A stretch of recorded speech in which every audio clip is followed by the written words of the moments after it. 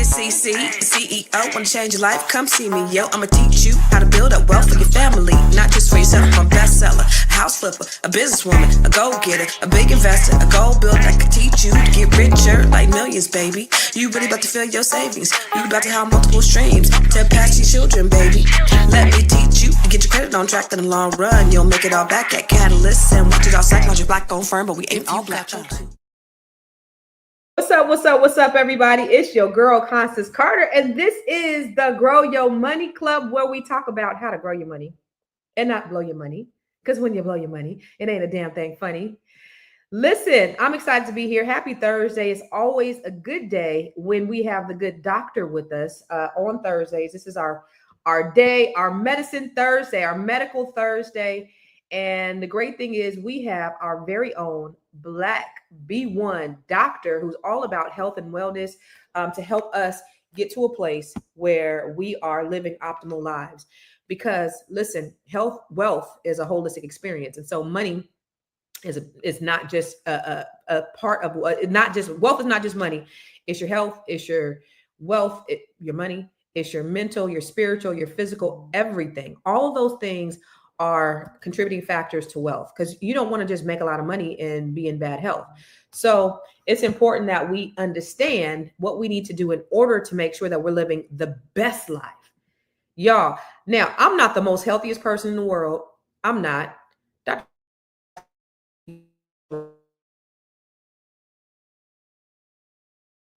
I really am. But I live an optimal life because I have energy. You know, I'm relatively healthy. I go to the gym. I exercise. I'm working on the eating. I ain't all the way there yet, but I don't eat super bad. But you want to do that. You just want to just really be intentional about every aspect of your life.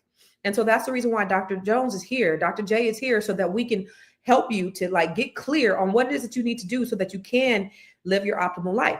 So before we even get started, what's up, Booker from Fort Worth? You know what it is. So before we get started, you know I love to shout you out because let me just explain. So for those of you, if this is your first time being here, understand this. This is a dialogue and not a monologue. What does that mean? That means I want you to talk back to us and talk black to us. What does that mean? That means your feedback and your interaction and your engagement is extremely important to us. Okay. So that's the reason why we love to shout you out. We love to know where you're watching from, because we tend to have people that watch from all over the world. Sometimes we have people that watch from Europe. Sometimes we have people that watch from Asia. I think yesterday we had somebody from Russia. We have people from Africa all the time, in the Caribbean. So I like to know who's watching, who's with us. Okay. So I want to shout you out. That's number one. Number two, if this is your first time watching, welcome to the family. As you see, we're all friends here. It's all friendly. We are all friends. So welcome to the Grow Your Money podcast. If there's questions or if there's anything that you want answered, happy to put it in the chat, and we're happy to try to help you as much as we can. Okay.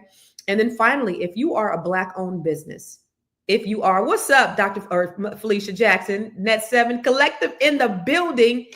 If you have a Black owned business or you know of a Black owned business, we want to make sure that we support you. We want to shout you out.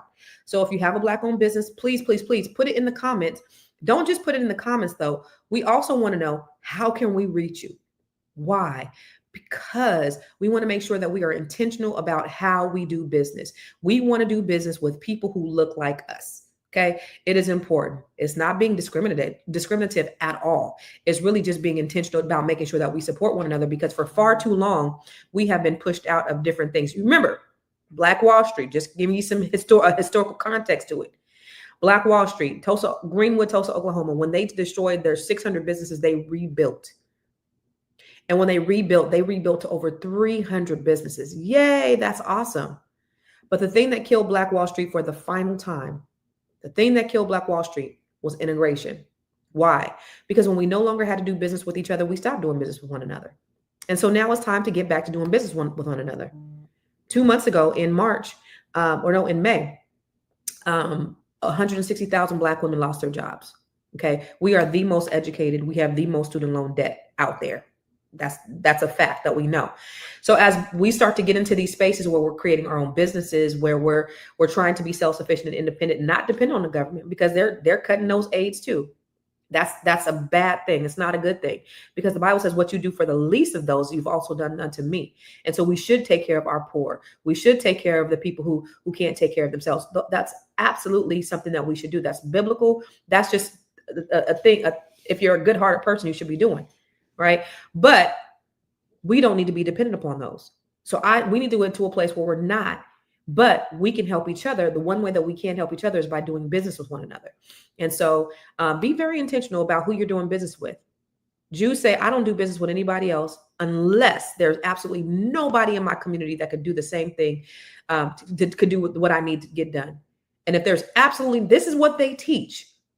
If there's absolutely nobody in our community that can do it, then I'll go outside the community. We need to be the same way. But only 3% of Black neighborhoods or Black communities actually have Black-owned businesses. So we also have to be very intentional about starting businesses. That's extremely important as well, because how do we spend with Black people if there are no Black businesses? Remember, I think, I don't know, 5-10 years ago, Killer Mike did a series when he was only for 30 days. He was like, I'm only going to spend money with Black-owned businesses. He felt he was out homeless. I mean, he was outside, like, for everything. He couldn't find, he just absolutely couldn't find any Black-owned businesses for everything. And so that just means when I see a lack, what I see is also opportunity. A lot of times we don't know how to create Black-owned businesses. So I'm going to actually, in about a week, maybe 2 weeks, I don't have the date down yet, but I'm going to do the Think, Build, and Monetize training again.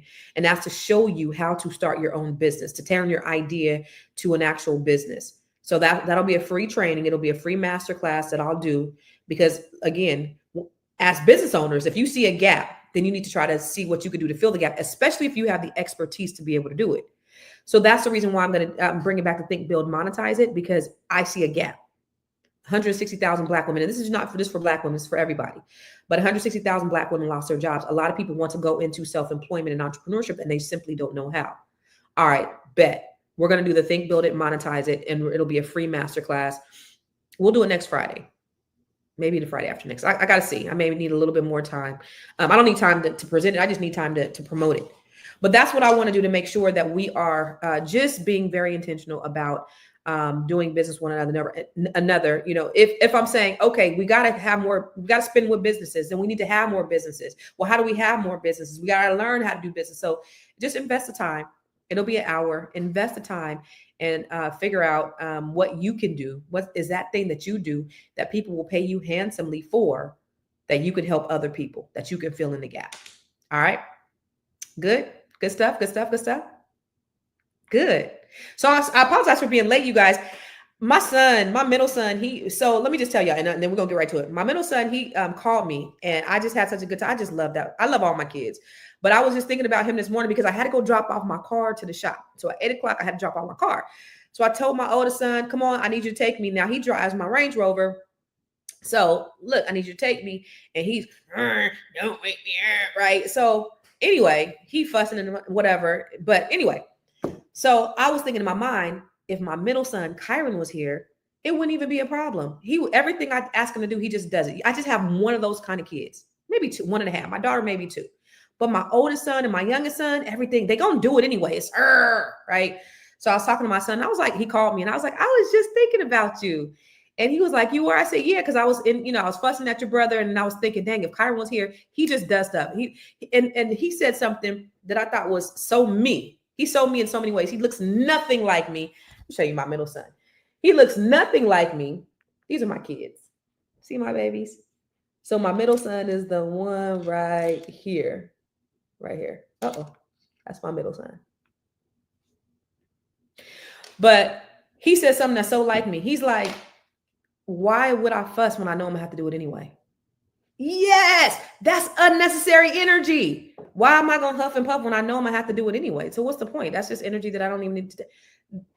When I tell you that's my life, I try in every way not to exert the least amount of energy on the things that don't matter. How many of you are like me? Some people just like to fuss. My mama, she love to fuss. My mama love to come in there, tell everybody. Like my mama be on him because he's with my mom right now. He's working. He's in California, so he's staying with my mom. and she be on him, be on top of her. And I'm like, listen, if this boy want to be late for work, he gonna be late for work, and I'm not gonna do anything about it because he's a grown-ass man. I'm not going to exert energy on telling this boy. She stands in the doorway while he's getting dressed. I'm not gonna do all that. That's energy that I don't even need to waste. So he's like that too. So I love that. I'm like, man, you're the one that's most like me. And I think that's dope and amazing. That's because both of our birthdays are 3 months apart. His is the 23rd of May, mine's 23rd of February. So he's born 30 years after me, exactly 30 years, 3 months, and 3 months exactly. So anyway, sorry, I just had to shout out my baby, it's Kyron. Anyway, I'm going to bring on Dr. Jones because this is really, like I was saying, this is a really important conversation that we need to have on the medical. Actually, before I bring on Dr. Jones, let me show you what was the video that prompted this conversation. Okay, let me show you the video that prompted the conversation. Is that okay? What they're going to offer you is either Tylenol or Motrin. And neither of them work. Options that they're going to give you. I'm just letting you know. So I don't know if you're looking for something specific, like if you have an idea of something else, but that would be the go-to for anybody. It would be the Tylenol or the Motrin. Did my whole day to stay here for you to tell me you're gonna give me something I already told you does not work for me. If there's no other options, then there's no other options. Don't work for me because the train doesn't work for me. There is a substantial body of scientific evidence that suggests that Black people, particularly Black women, are undertreated when it comes to pain management. Black people are 50% less likely to receive opioids or pain medication in an emergency department. They are 29% less likely to receive proper pain medication in post-op ICU care. They are also 50% less likely to receive medication in pain clinics. They are 4.3% less likely for any opioid to be prescribed for end-of-life oncology. And sex and race bias leads to general less prescription of pain mitigation agents to Black people, particularly Black women. This video is not just about someone going to the ER and not getting the pain medication that they want. The research is clear. Black patients, particularly Black women, regularly receive less and lower quality pain management treatment than any other race group. That's a damn shame. That is a damn shame. I know you guys already know. I know that you know that Black people, when Black people are in pain, nobody listens. Has anybody ever had that experience when you go to the emergency room, when they don't believe you, they think you're on drugs? Let me start by telling you something. We are told that we are strong. Yeah, we know we are. They think that we can take care of it. They think that we are built for the struggle because we have struggled for so many years. But behind the strength is silence. Behind the smile is suffering. And behind the statistics are our mothers, our fathers, our babies, all of us whose pain was ignored. Our pain was misdiagnosed or it was dismissed. And we're going to talk about other evidence of that happening too. It's not just about Black women. This is because we know that we carry the pain of mules and of the world, carrying the burdens with little relief. That's just what we do as Black women. But it's also about our men too, because I know we have men watching. They get it the worst.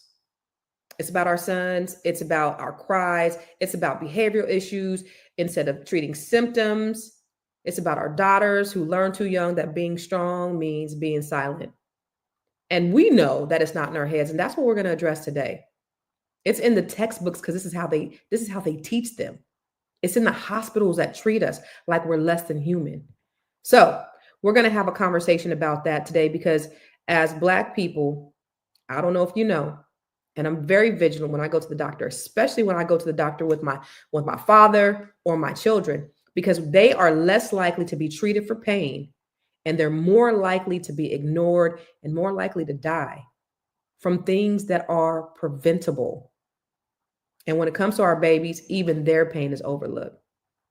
So I'm going to bring on Dr. Jones so we can have an intellectually stimulating conversation with a person who has the facts. What's up, Dr. Jones? Good morning, everyone. How you doing, Mama? Good. Good to be here to talk about such a major topic. Yeah, it's always, well, first of all, we love to have you. Dr. Jones, when she comes on here, she always is answering our questions, not just about medication, treating symptoms, but really getting to the root. And that's the thing that I love the most about her, is getting to the root of the problem. And so the root of the problem here, it seems to be racial bias. And I don't know what they teach you in medical school, but why is it that so many doctors have, maybe, let's say, just for the sake of being politically correct, been accused of racial bias in the medical field? Because our history shows that it is a real thing. There's a book that was written by Harriet Washington called Medical Apartheid that pretty much outlines how we have been treated in this country over centuries. And not only is it at the individual level of the provider, it is structural discrimination. Tell me about it. Why is that? So structural discrimination starts with just disparities. Number one, what we were talking about, pain management. They found that, like the guy says, there are studies that show that even cancer patients that are Black do not receive enough pain medicine. 59% of them do not receive the amount of pain medicine. 9% of Black people don't receive pain management? Pain management to the level where it's effective. And that goes back to implicit provider biases. There are studies that show that white people have biased about Black people, saying that we are less compliant with medications, saying we don't care, saying we're ignorant, and these are biases that are racial biases. It's not based upon any fact. It's just their. It's racial biases. So no matter how educated they are, they still come in with their biases and their opinions, even though they have this. What's that oath that you guys swear? The Hippocratic oath. Yes. And what is the Hippocratic oath? Do no harm. Treat patients. Do no harm. But if you don't consider your patients as humans. So a few months ago, so when I started my Black History Spotlights, I did a video about, just the history. Because when you talk about medical apartheid by Harriet Washington, and I read this book a while ago. In fact, when I used to do this other podcast, Dr. Jamal Bryant and I were talking about it on there. And it's just a profound book, and it teaches you so much. But I did this video a couple of months ago, and I based it upon what I read inside this book. Let me just show you. I know you saw it, Dr. Jones, but let me show everyone else what we're talking about. They say trust the medical system, but do you know what they've done to Black people? From forced experiments to medical abuse, the history of medicine in America is built on Black suffering. And the receipts? They're all in Harriet Washington's book, Medical Apartheid. Let's talk about the real history of Black bodies in medicine. Now, first, let's start with the father of modern gynecology, J. Marion Sims. His name is on hospitals and statues, but what they don't tell you is he perfected his surgical techniques by operating on enslaved Black women without anesthesia. Women like Anarcha, Betsy, and Lucy were forced to endure excruciating pain so that white women could benefit from better medical procedures. Now let's talk about one of the most infamous medical abuses in U.S. history, the Tuskegee syphilis experiment. For 40 years, from 1932 to 1972, the U.S. government knowingly let hundreds of Black men suffer from untreated syphilis just to study the effects. Now, doctors lied to them. They told them they were receiving treatment, but in reality, they were being used as lab rats. Some of them died slow and painful deaths, and others passed the disease to their wives and their children, and this is all because of medical racism. And then there's Henrietta Lacks. She's a Black woman whose cells changed medicine forever without her consent. In 1951, doctors at Johns Hopkins took her cells without her permission while treating her for cancer. Her cells, now known as HeLa cells, became the foundation of modern medicine. They helped create vaccines, cancer treatments, and even led to advance in HIV research. Her cells made billions for pharmaceutical companies, but her family never saw a dime. And then let's not forget, the abuse didn't stop in the past. For decades, Black women, especially in the South, were forcibly sterilized without their knowledge. This happened under the government programs called Mississippi appendectomies, where doctors lied to Black women, telling them that they were getting a routine procedure, but instead they were being sterilized. And today, Black women are still more likely to die in childbirth, and doctors are still more likely to ignore pain. This is why medical distrust in our community is real. Medical racism, it is not a conspiracy, it's history. But here's the thing, knowing our past helps us protect our future. Harriet Washington's Medical Apartheid, it lays out all the receipts. So if you haven't read it yet, now's the time. Now drop a Black fist in the comments if you're reclaiming knowledge, and share this so many people will learn the truth. Yeah. So there's been just a uh-oh. Where's- y'all hear- Yes. Okay, sorry about that. It kept playing. So you see all of those things, and there's been history. It's been history, and it's ingrained. So have you seen personally where you've had to deal with doctors who've had, those types of, have you had any kind of situations like that, Dr. Jones? Oh, of course. Of course. It exists. Because I want people, apartheid is such a big word, and people may not understand what that means. So I just want to read the definition so you can really understand that it's really the whole system.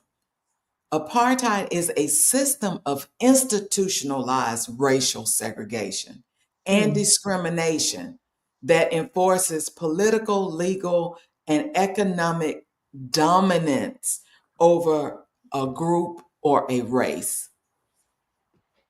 So it's genocide. It's genocide. It affects us structurally to the point why if you complain of pain, of course we're not going to give you any pain medicine, because guess what? Let you die in pain because they're not trying to help. This is it's implicit racial bias. It's racism. Call it what it is. It's racism. And not only that, there are studies showing that if people go to doctors and providers that look like them, they have better health outcomes. I think 60-70% higher outcome if you go to doctors that look like better you. outcomes. And so with it, we have to call it what it is. We have to understand it. When we go, we want to go to the big name things, but you need to start vetting your doctors. You need to pay attention. I do a consult business for this particular purpose, to give people a second opinion, to help you understand what's going on, how to interpret, what questions to ask, and to know all your alternatives, because studies show that we aren't offered all the alternatives. Studies show we do not get all the cardiac procedures that the white race, they will do 10 bypasses. There is evil racial discrimination in getting transplant organs. Sometimes we are denied on transplant list. Sometimes we wait longer than the other races on transplant lists. All design. This is eugenics, but one of the things that you said, one of the things you said, bringing it back a little bit though, because you said, we need to just like we got to do business with people who look like us. We need to go to medical professionals who look like us. I will tell you, in San Jose, when I came up, I had no Black doctors. In California, I had no Black doctors. I had one when I think I was 18, and I didn't even know he was Black. He didn't even look Black, but he told me he went to Howard University. Then I was like, oh, I looked at him. I was like, oh, he does look, but I never had anybody who, and none of my family, I mean, we just don't see Black doctors where we're from in California, and where I'm from in California. Move out here, doctor's Black, this Black, gynecologist Black, it's all that. But there are not a lot of Black medical professionals. And then on top of that, with them capping the student loans to what, 200,000, and then medical school is what, $200,000 a year, you're going to likely see at least less amount of Black doctors coming out of medical schools because they simply can't afford it. So that's going to be a whole nother problem, Dr. Jones. What do we do? That's the structural, it's designed that way. Do you know the AMA, our American Medical Association, had policies restricting Black doctors from joining? They have policies restricting Black physicians from being on hospital boards. So that's why you don't see Black doctors. What they do is, a lot of times when Black doctors are hired, which we have to jump across extra hoops and all of that, if you even get into medical school. Elon Musk said that DEI doctors, that there were DEI doctors, that you guys didn't have to do as much as everybody else because you guys got in because of DEI. What do you mean? Structural racism. It's all in the design. It's all in the design. So we don't have as many people in medicals. And with the DEI, the Black medical schools are now accepting more non-African American students. Is that right? Why? That are taking spots from African Americans that may want to go. I just saw, and this isn't even off the subject, but I just saw a video yesterday that Alabama State University, which is 80-90% Black, they are vetting white people to come there because they want to whiten it, and they're giving you don't have to have, if you're Black, you got to have a 3.0 GPA. If you're white, a 2.0 GPA. They're giving scholarships to white people so that they can come. They are really trying to whiten some of these colleges, which is interesting. That's a whole nother subject. But when we talk about eugenics, because eugenics happens in many different places and it has happened in so many different ways throughout this country. And eugenics is the process of getting rid of the undesirables. So Margaret Sanger, who are the undesirables? You and I. And so Margaret Sanger, who she started Planned Parenthood. And although Planned Parenthood does some things, to help women's reproductive rights, it was really designed to kill Black babies. Let's call it what it is. Sterilization. Sterilization. She wrote a letter to Proctor from Procter & Gamble. He was a staunch racist and eugenics. And they were saying, hey, let's gather all the preachers and let's gather all the people who could talk good to the Black people to convince them to utilize Planned Parenthood so that we can get as many people in the Planned Parenthood as possible so that that will limit their reproduction.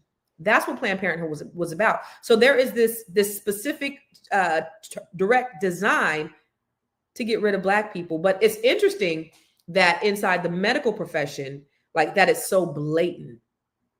It's blatant. Give me an example. And I know you can't rat out your colleagues or whatever. But that's a HIPAA. I can't. Yeah. But I can tell you, well, let's talk about the things that have been in the news.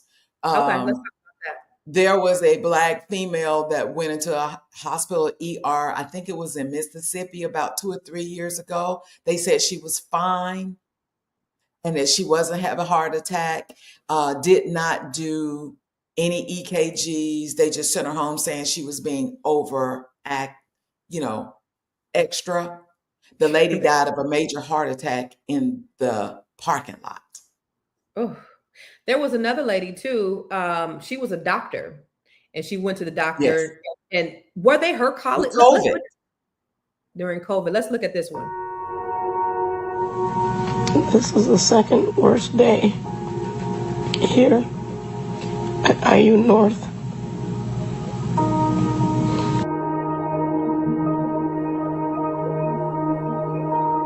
Yesterday, Dr. Bannock, BANNEC, wanted to send me home. You're not even short of breath. I said, yes, I am.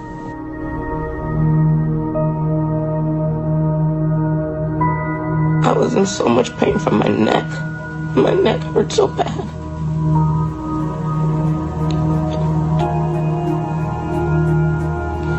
I was crushed. It made me feel like I was a drug addict.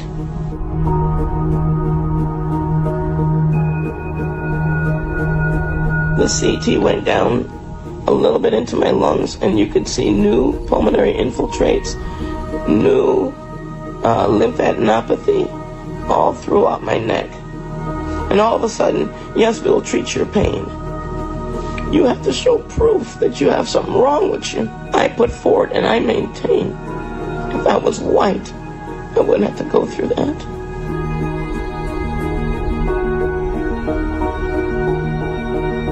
This is how black people get killed.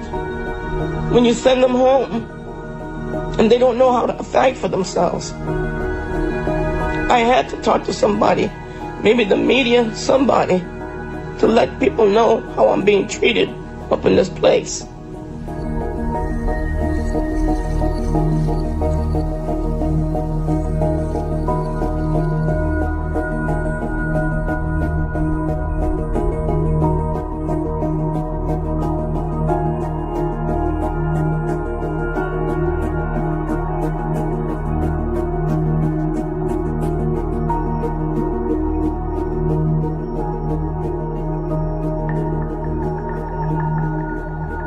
Today we're going to be having a very important. Yo, this is a Black doctor that She's is telling yes. them what's wrong with her, and they still don't believe it. Dr. Jones, let me ask you this. What are some of the most misdiagnoses or maybe ignored symptoms that you see amongst Black patients? Well, number one, diabetes. Number two, cancer, Really? heart disease, everything. Really? We're not taken seriously. We're not listened to. So what they doing? They just giving them the top. They give them. They're sending giving you them the home. top. They're sending you home. Get over it. It'll be okay. Oh, that doesn't mean anything. It don't mean nothing. Yeah. There are cases where people have walked in with lumps and the doctor was like, oh, because they were young, oh, don't worry about it. Just go head on. Get second opinion, go back. It's a major cancer. So what are some red flags to look for when dealing with a doctor or maybe a hospital that might not have your best interest at heart? Well, what the first thing you need to do, and that we can do as citizens, that healthcare is purchasing like you purchase a car, like you purchase like you purchase a house, like you purchase a dress. First, before you go there, know your history. Know your history, know what you have, write your symptoms down, and then when you go, before you go and you find out who the physician is or the hospital is, go on Google, go on ChatGPT. All physicians and all providers are on the internet. We have to be, if you take insurances, if you're board certified, if you are licensed, all your information's on there. It'll tell you whether you've been sued, whether not. You have to vet them, just like you decide where to buy a dress, like you decide where to buy a house, just like you decide what car to, vet your providers. And then, know what your family genetics are. And when you're in the visit, take somebody with you that listens, not just someone that's just sitting there. Take a support person. And then ask questions. If they're asking you, if they're putting you on a medicine, well, why? What is that for? What is it going to treat? Why do I need that? What are some other alternatives? Do I have to take that? What else can we do? If you feel rushed, if you feel dismissed, say thank you, get up and leave. Just like we use our rights not to buy from people who disrespect us in Target. You have the same right with the medical provider. Some people think that, and I know especially a lot of older people, especially older Black people, they think that the doctor is the next thing to Jesus, next coming to Jesus. And so whatever the doctor says, they believe it to be true and they don't question, right? So they just take whatever the doctor says. So how can we advocate more for themselves, more for them? And I know that you said make sure that you go on the internet, ask questions. But while they're in there, and say they do feel dismissed, say they don't feel like they're being listened to, do they just go, or do they make them answer the questions? Well, okay, let's go back to implicit racial biases. Mm-hmm. Can you make anybody who's racial against you and has a prejudgment to discriminate against you answer your question? Mm, No. yeah, yeah, yeah. Leave. Say Right. thank you and get up and leave. And then go find, I have asked Dr. J, you can go online and you can do an immediate consult with me, and I can look at your things and I can tell you what to ask. I'll even help you find a physician, that you're more comfortable in your area to help address.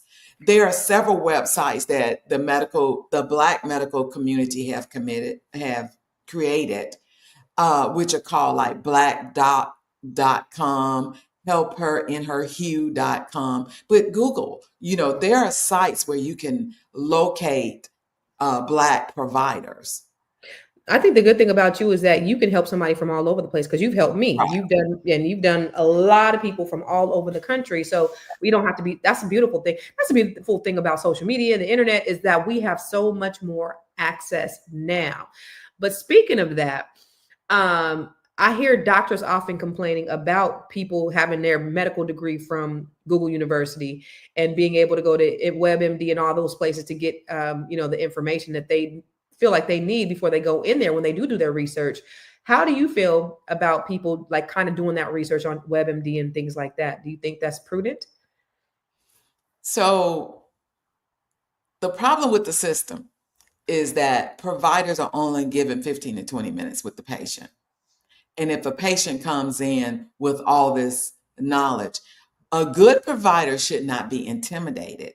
It should be a discussion and explain why these things aren't good, because you put your limited knowledge in asking a question into a Google site.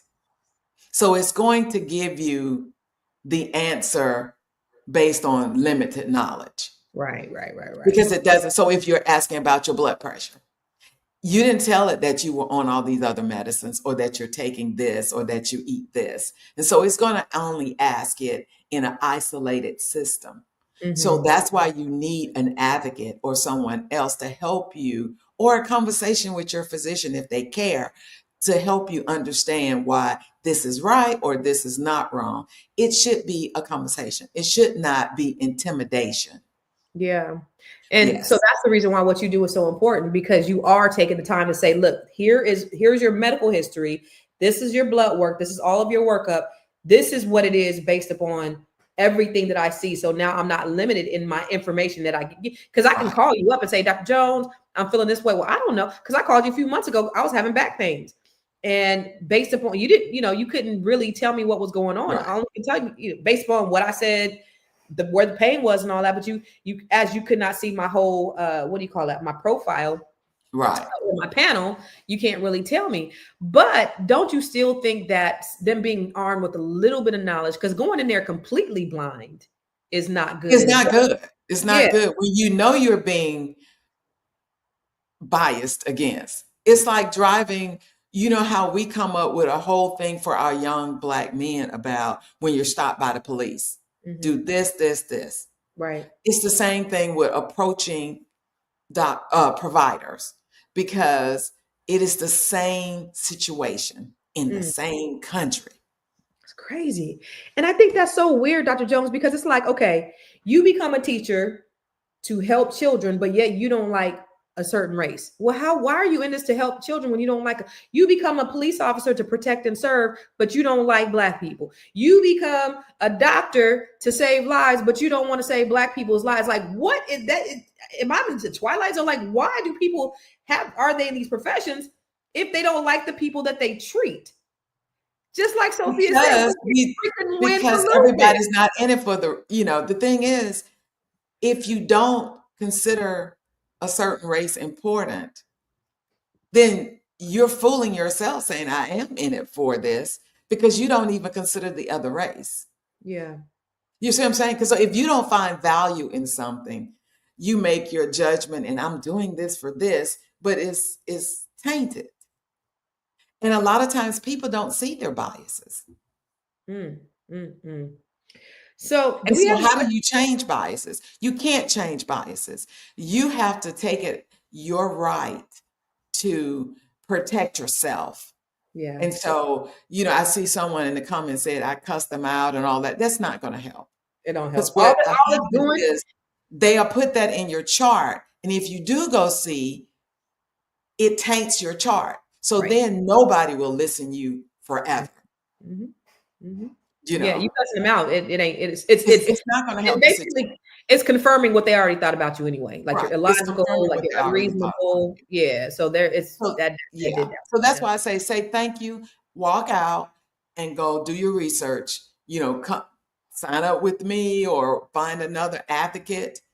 Talk around the system. Go to some of those websites. Where do I find a doctor that looks like me, Health in Black Hue or whatever, and find somebody and just talk to other people who have Black physicians. I will say that when you go to a place, when you are a little bit more intellectually astute, maybe you've done a little bit of research and you ask pointed questions, they will take you a little bit more serious. So I say, just my opinion, do a little bit of research so that even if you're limited in what your knowledge, you have a little bit more ammunition, so they will take you a little bit more serious, even if they don't like you. So because you could choose to say, thank you, and then go somewhere else. Now with that though, will your insurance allow you to go to different places like that? Because I don't know. Like if say this doctor don't treat you right, I can just choose to go to another doctor. Well, it depends on what insurance you have. So if you have like PPOs, they can choose what physician they use or what provider they use. And I apologize if I keep saying physician. I know there are other providers, practitioners. Yes, but I'm a physician and I'm an old physician. So that's who it was. So providers. So they have a list of, if it's a PPO, you can choose whatever provider that are in the network. If it's an HMO, they have a list of providers. And so you can just go back online and look at the list, but just don't say eeny, meeny, miny, mo. Literally take their names and put it in Google or put it in Chat GPT. Find out where they went to school, and find some, and you can even go on their website page because now everything is on social media. Then go look them up on Facebook. If they're talking about MAGA and do not go up in that place where they talk about MAGA because they are not going to treat your Black ass. Just know. So we're going to take some questions for Dr. J. So you guys gather your questions of what you want to ask Dr. J, and she can answer some of your questions. And before we answer your questions, we're going to show you a little book that Dr. J and I wrote. You got your book? Yes. Hey, Unbreakable. So this is one of Dr. Jones's books. This is 17 authors. We have a book, an anthology, where we talk about just our journeys to where we were, what we've been through. We may not look like we've been through anything, but we've all been through some things. And these are the Net 7 Collective Sisters that we wrote this anthology together. It's an amazing book. Most people say that they can't put it down. So if you don't have it, make sure you go to Amazon and get it. This book is an inspiring collection of stories from the ladies of the Net 7 Collective who've overcome adversity, broken generational cycles, and built wealth while uplifting their communities. I am so proud to be a part of such a powerful group of women who truly live by the principle, iron sharpens iron.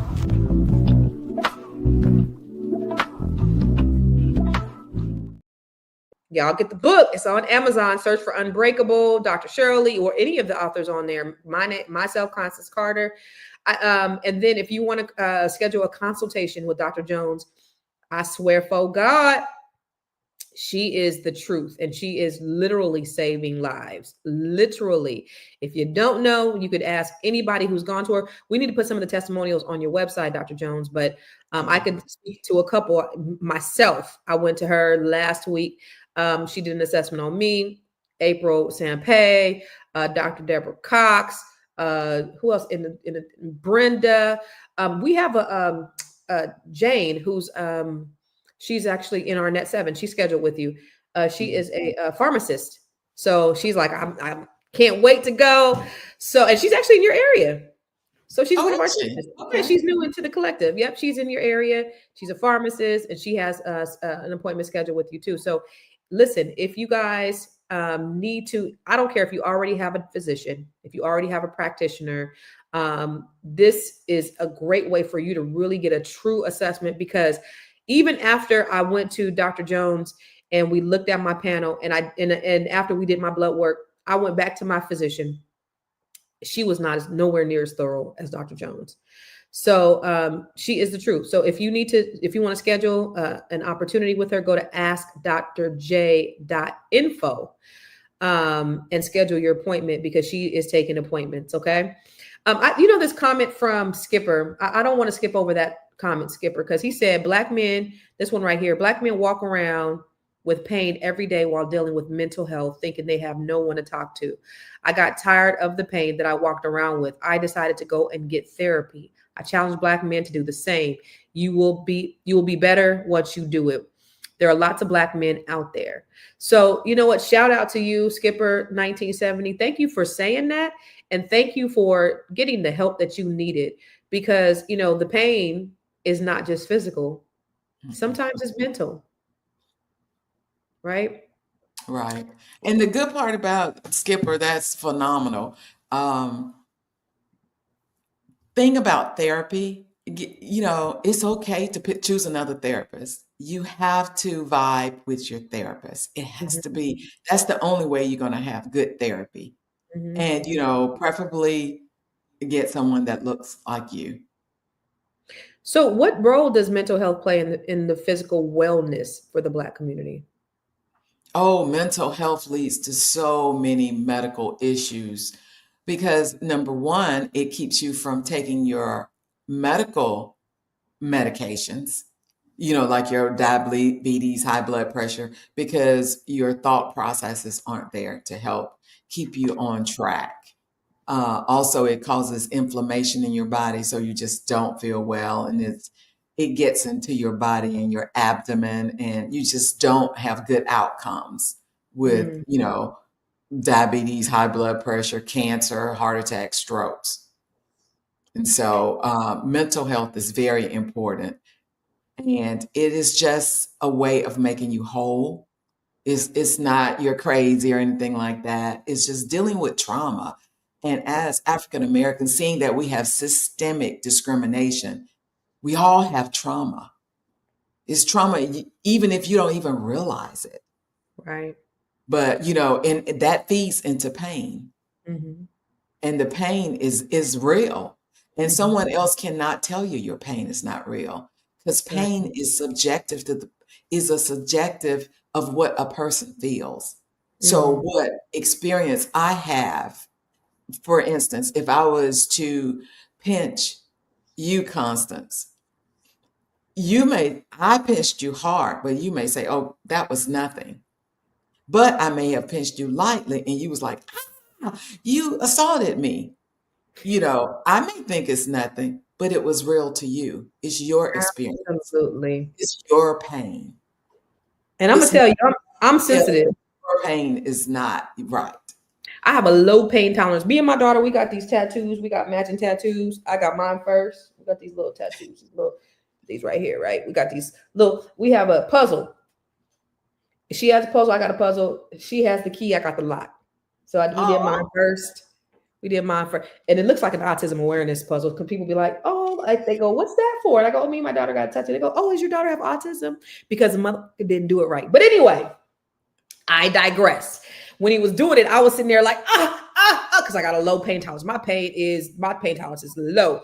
So my daughter is looking like, oh my God, I'm so scared. This is her first tattoo. Oh my God, I'm so scared. She got up there. She was just like this on her phone, eating popcorn, like nothing. So, she's like, Mom, though, Mom, because seriously, like my pain tolerance is extremely low. And so it is subjective. And so when we come in there, they don't see that we have different pain tolerances. They just see, they don't even see us as humans. They think that we can withstand anything. It's the same as stopping you for a light, and if you got a hoodie on, you automatically a criminal. If Absolutely. you are Hispanic, you're automatically a criminal, so we're going to deport you. Right. You know, Absolutely. it's that type of thing. So you can't really change that in a person.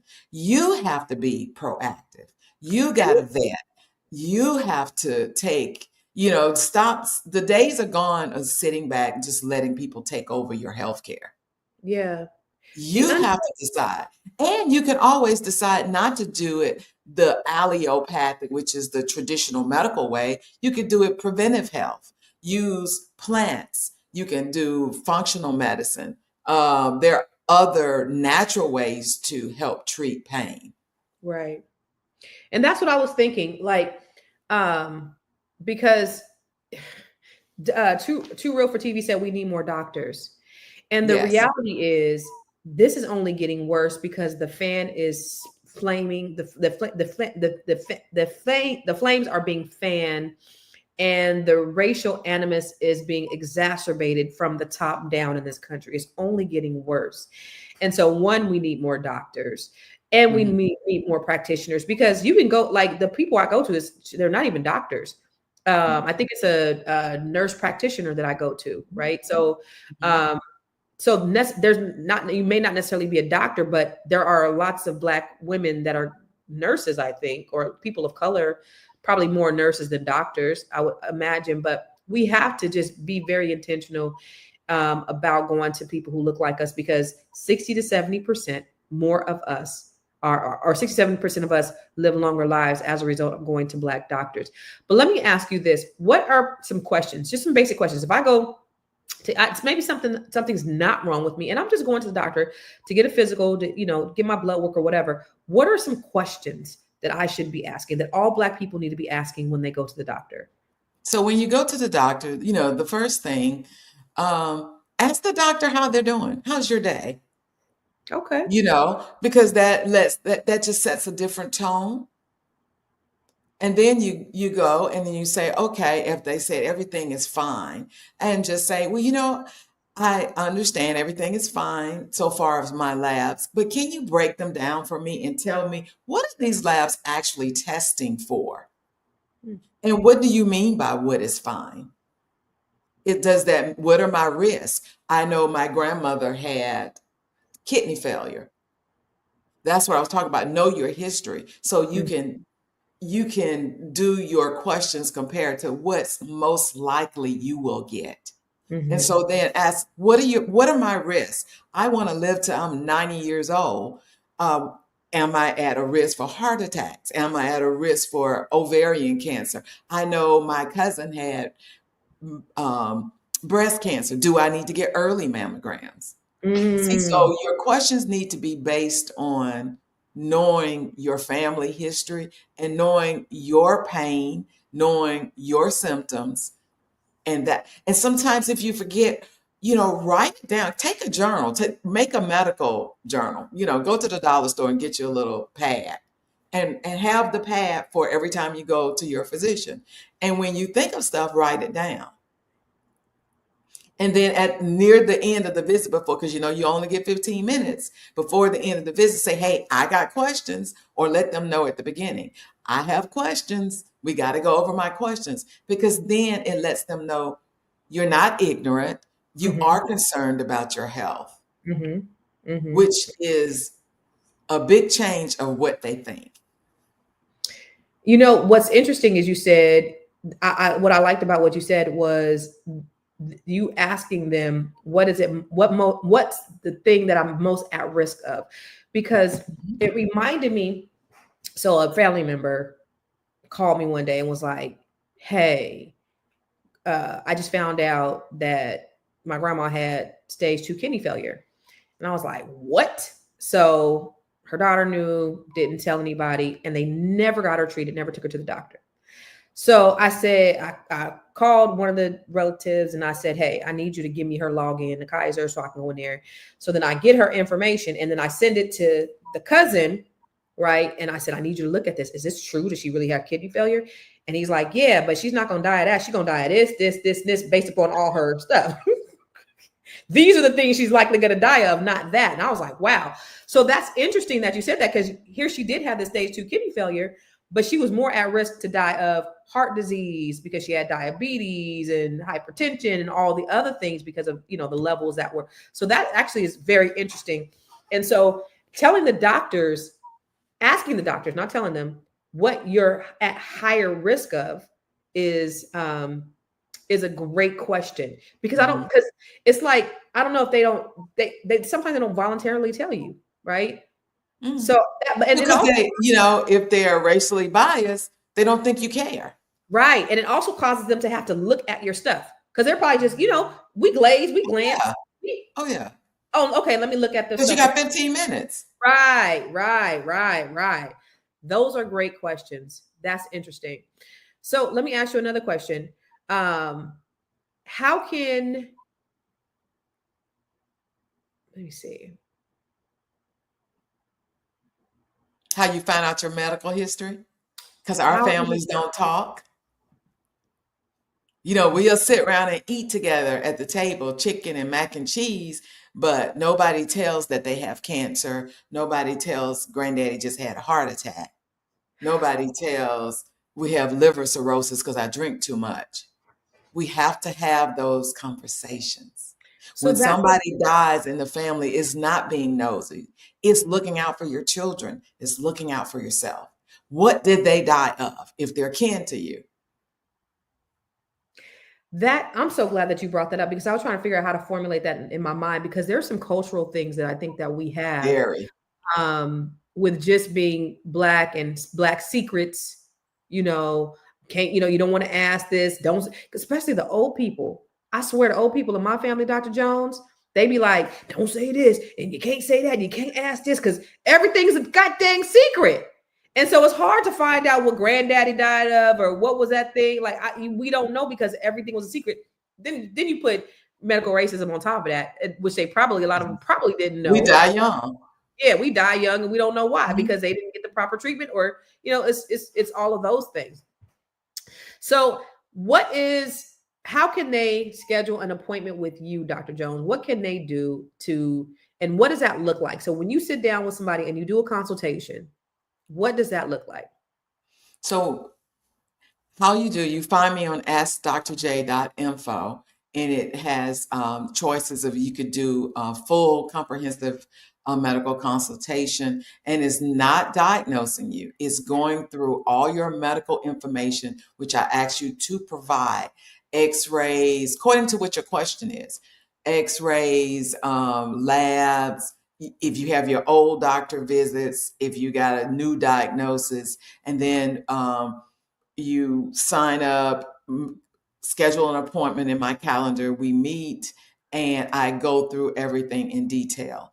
And I like all your information prior, because it gives me the time to sit down and look through everything and read it and find out. And if I have more questions, I send you messages and say, well, what about this? Or did you get that? Or did anybody else in your family have that? And then we go, and it's a holistic approach. Now, I have another one, which is functional medicine. Then we talk more about your pain and your symptoms that you have after I've looked through everything. And then we go into how can you heal yourself naturally. And then there's one that's an express consult. Is basically one problem that you maybe just found out, like you found out I have high cholesterol. What does that mean? Or I found out I have fatty liver. And then I'll look through everything and we'll go through. And then at the end of the consults, I give you questions, because I'm not being your doctor. I'm your advocate. I'm your health advocate, giving you the questions to go back, the specifics to go back. And I want you to know all your alternatives, because you're not going to get that in 15 minutes. You're not going to have the conversations in 15 minutes. You're not going to be able to ask me questions, ask your provider in 15 minutes, a lot of questions. With my consultation, sometimes consultants will tell you, I think our consultation was 2 hours. Yeah. Or more. Yeah. But, a lot of them are that they run over because people have questions. And as the physician, we're also teachers. We're here to provide education. And so I can do that because this is what I do. I'm not on a time constraint of 15 minutes. Clock it.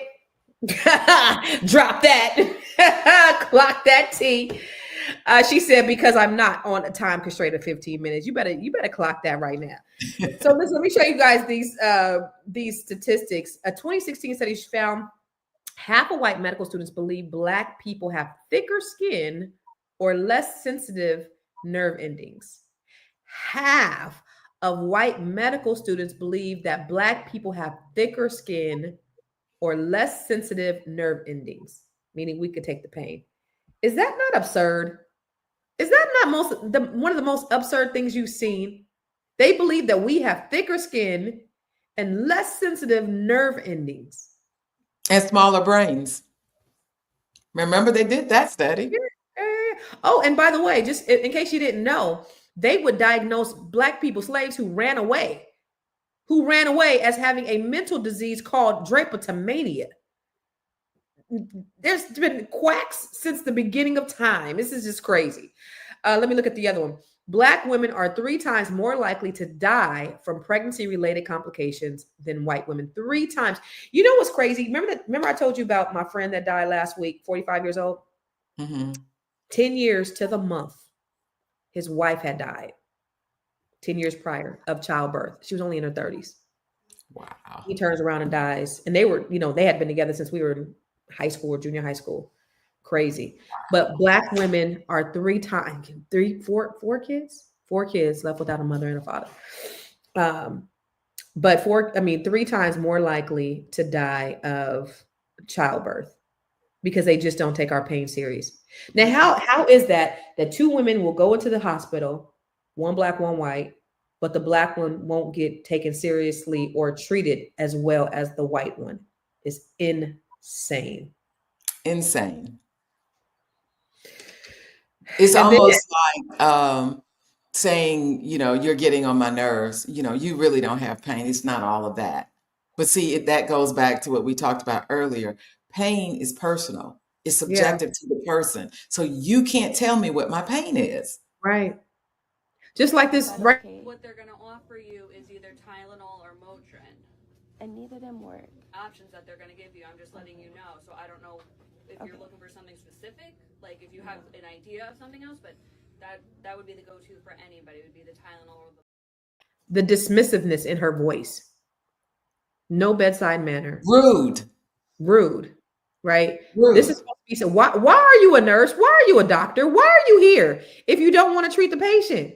Like that kind of shit. They do treat patients. Yeah, white patients. That is just crazy. It's like it's another thing that we got to go to school. Our kids are more at risk of being suspended than anybody else. Okay. Then they built prisons based upon 3rd grade education of our Black boys.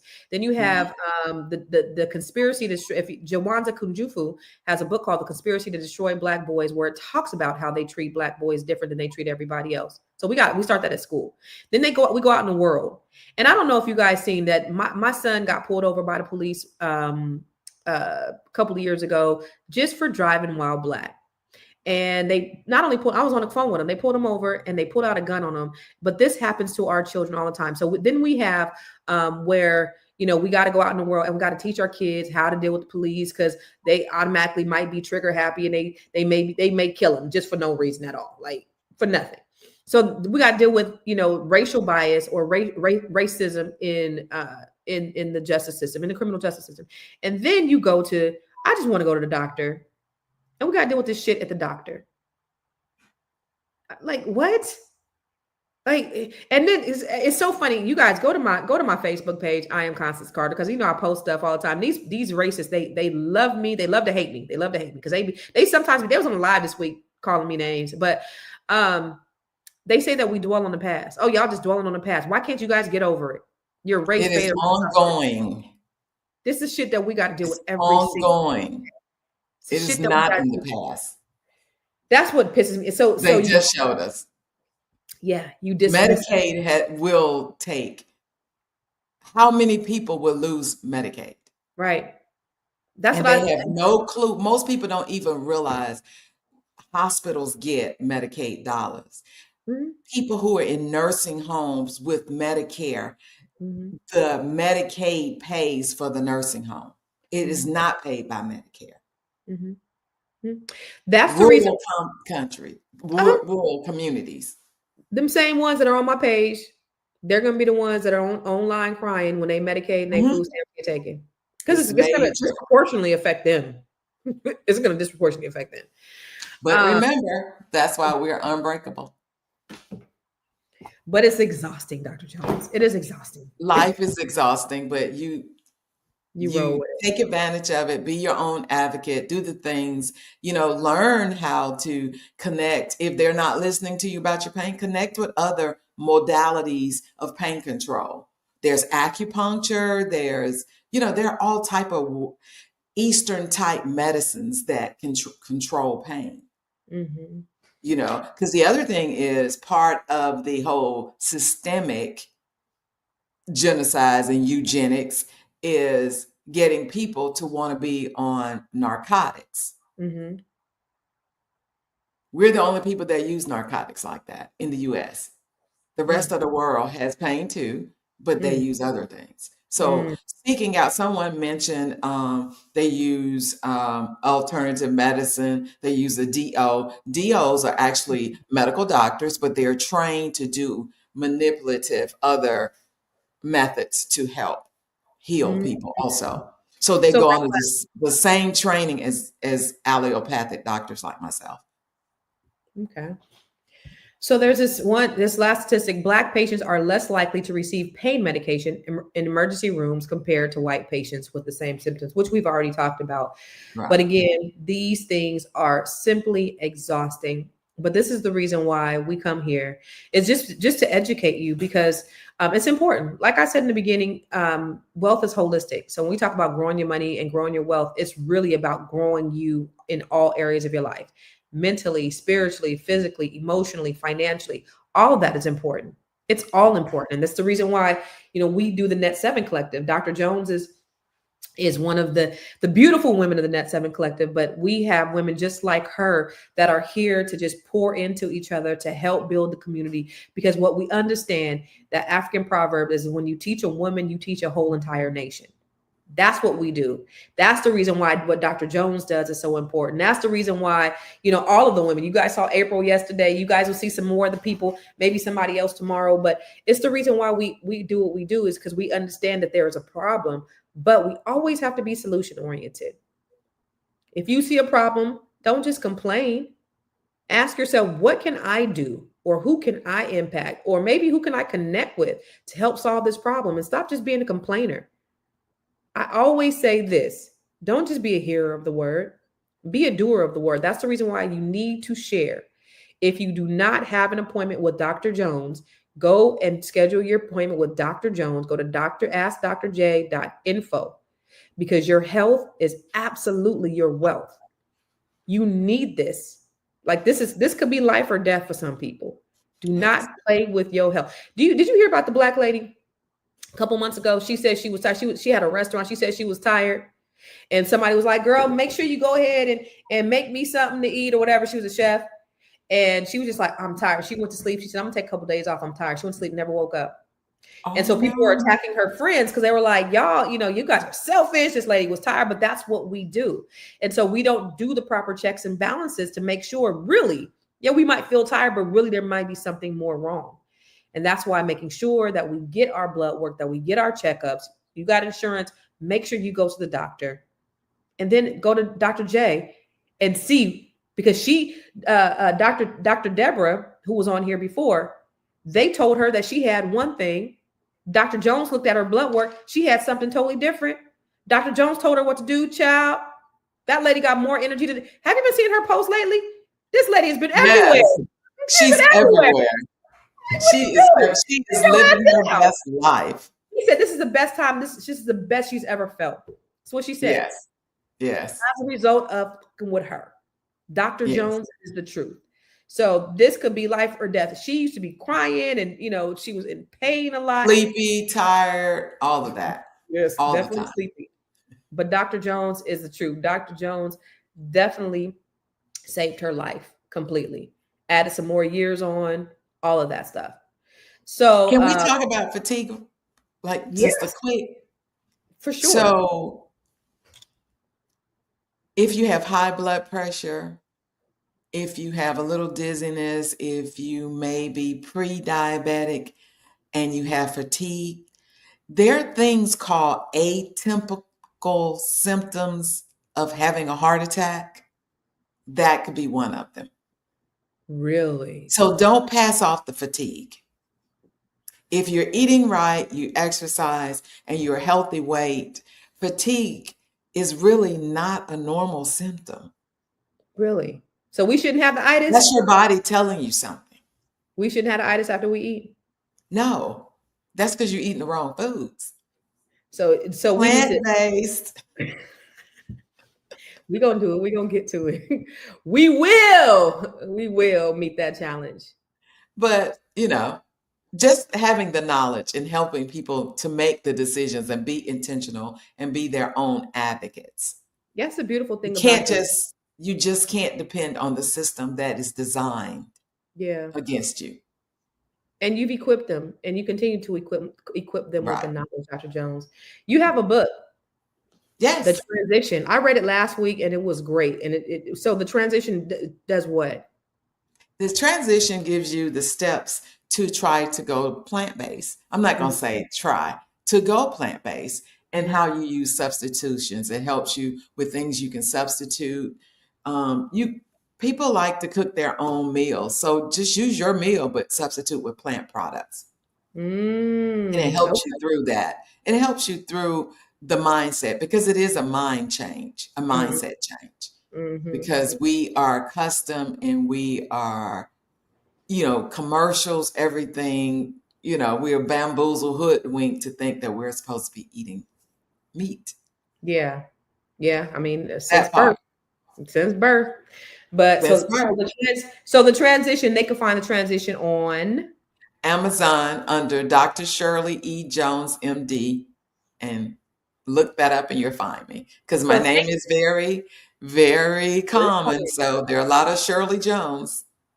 Well, I want to give a shout out to all the people who bought the book last week, because thanks to y'all, she was in the top 100 last week. Go, Dr. Jones! Go, Dr. Thank Jones! You all.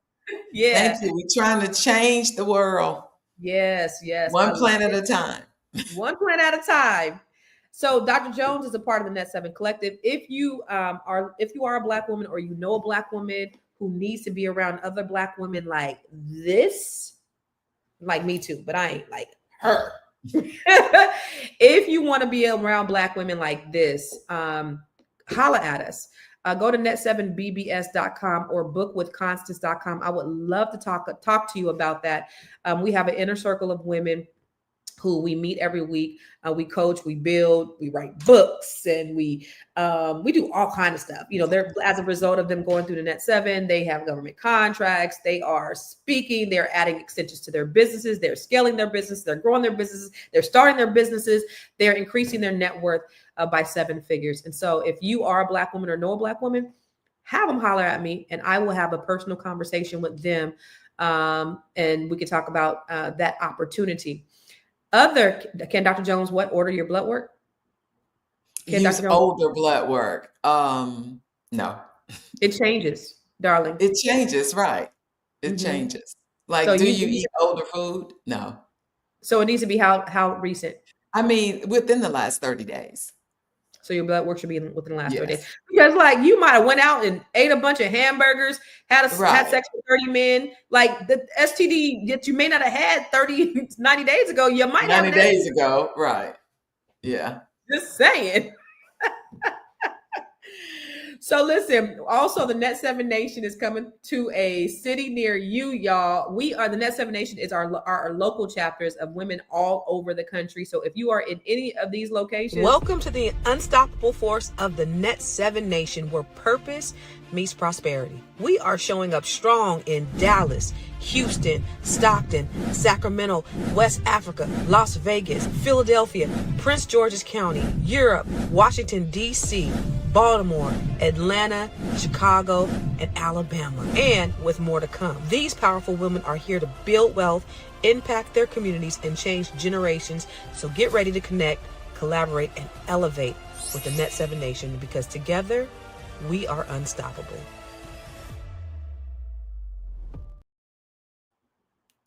So if your city wasn't called, or if you're not near a city that was called, we are expanding to cities all over the place. This is the inaugural locations. What we didn't have on there was the Bay Area and Los Angeles as well. So those are two other locations that we are starting off. That'll be rolling out in August. So if you are interested, go to net7nation.com. We have quite a few folks who have already just signed up this is just an interest list of people who are looking to be a part of it. We will be having a meeting really soon. We're just getting interest right now. We're building out our platform. And so this is the work that we're doing right here with Dr. Shirley of impact. We're doing it on a grassroots level. And so you will be around all women just like that is about not gatekeeping, but brain sharing. It's all about reciprocity. There is nobody, Dr. Jones, I know you could attest, nobody keeps information. We all are givers, right? Isn't that a beautiful thing, right? Yes, very beautiful. Yeah, we all help each other to be great. Yeah. So we can all be great together in our great community, in our great nation. Yeah, the Net 7 Nation. But that's what it's about. It's just us sharing information, sharing knowledge, sharing wisdom, no cattiness, no negativity. It's all love, all positivity, because we really want to see each other grow. We want to grow. So if you want to grow, how can you grow if you're trying to stop other people from growing? Like, I'm so focused on my growth, me trying to stop somebody else is non-existent. So if anybody else want to come, I want them to come along with me. I don't want to go on vacation by myself. We're going to the DR next year. I don't want to go to the DR by myself. Like, I want a bunch of badass Black women to go with me. And I want them to have the money to be able to do it and the lives to be able to do it too. So that's what it's about. Dr. Jones, I know you got to get back to your busy schedule. So we thank you. Dr. Jones, we're going to see you next Thursday. Next Thursday. Yep. We love you, boo. We'll see you tomorrow. Same bat time. Same